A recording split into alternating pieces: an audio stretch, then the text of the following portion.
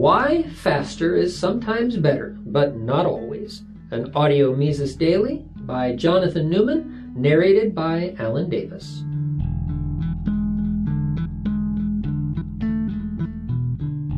Apparently, all it takes to get recognition these days from the National Bureau of Economic Research is to time yourself doing math problems. In this new paper from the NBER, S. Borregan Aruba and Jesus Fernandez Villaverde solve the familiar stochastic neoclassical growth model using various software, programming languages, and operating systems in search of the fastest, most efficient way to do economics. Criticisms of the model aside, we see that contemporary mainstream economics is in a holding pattern. With no new math problems, the economists have resorted to timing their computers' efforts to solve the existing math problems. This raises some very important questions. Where is the fresh economics, and is faster production necessarily better? From my seat in the research wing of the Mises Institute, I'm close to some interesting, and in terms of a connection to real human market actors, relevant work in economics. Peter St. Onge, whose article you may have read a couple of weeks ago, is working on a Mengerian approach to corporate strategy and product offerings, owing heavily to subjective utility and Austrian entrepreneurship theory. Audrey Redford is hard at work on a valuable extension of Mark Thornton's Economics of Prohibition, specifically focusing on the history of the Harrison Narcotics Tax Act of 1914, using a Misesian framework to analyze prior state interventions. Dante Bayona just presented a very promising attempt to expand Roger Garrison's capital-based macroeconomics to open economies and international trade, and is finishing a paper on Rothbard's Aristotelian-minded praxeology. The list of great research just in this wing continues, including Kyle Marchini's work on private product certification, Jingjing Wang's work on the history of thought on entrepreneurship, Matti Apavolodi's work on political entrepreneurship and protectionism, Ludwig Lavasseur's work on Kirchnerian alertness, and Arkadios Seron's work on the Cantillon effects through a business cycle.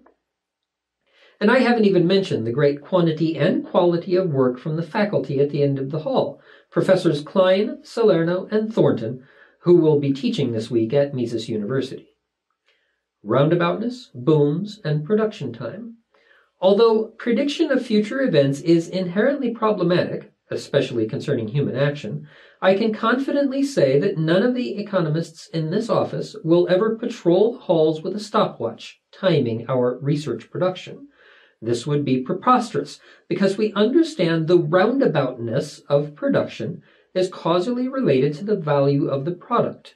Entrepreneurs will only choose longer production processes if they estimate consumer valuations of the product are still more than the cost of production, including the cost of waiting for the process to actually produce the goods.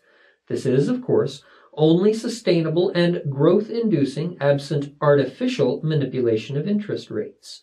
Longer production, not so intuitively, means better, more highly valued products.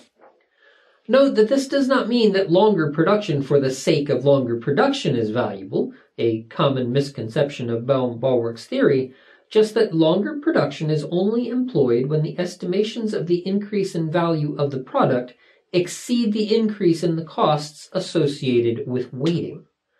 Artificial manipulation of interest rates throws all of this coordination of consumer and producer valuations of time, capital, and production into a mess.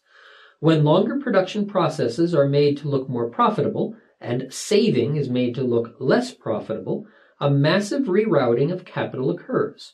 Entrepreneurs, seeing the decreased opportunity cost of producing goods and services, divert capital into longer production processes, while consumers, at the same time, increase their expenditures on final goods and services. Given a scarce supply of capital, the capital market turns into a fierce game of hungry hippos, which drives up the prices for these factors and therefore the costs of production as a whole. Boom leads to bust, even in higher ed. Consumers have the final say in the matter, however, As the chief appropriators of funds, they assert their unchanged real-time preferences by not buying the final goods at the inflated prices. Inflated because the entrepreneurs anticipated that the longer production processes, more waiting, were profitable. As soon as this unsustainable course is realized, including the realization that the initial reallocation of resources was based on incorrect and misinformed estimations of consumer demands, the market crashes. Demand for the factors fall, including wages and total employment. Consumers pay for the prior indulgence, and economic activity as a whole stagnates, mired in uncertainty and pessimism as capital and labor move back into valuable and sustainable lines of production. Could this type of discoordination reach higher education and research institutions? Could the supercomputer designed to simulate the entire planet that's sitting in some economics professor's office be a malinvestment? Probably. The economics researcher with the utmost concern for a computer with all the bells and whistles reminds me of the new, less than credit-worthy homeowner with the utmost concern for a house with all the bells and whistles and the square footage of a medieval castle. Aruba and Fernandez Villaverde's paper is innocent enough.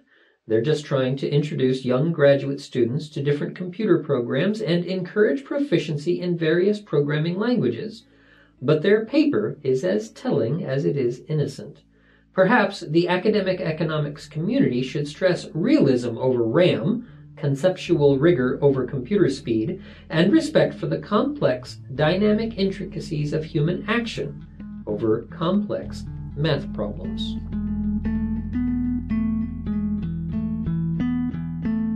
The Mises Institute hopes you have enjoyed this audio Mises Daily. For a world of free market literature, media, and discussion, please visit Mises.org.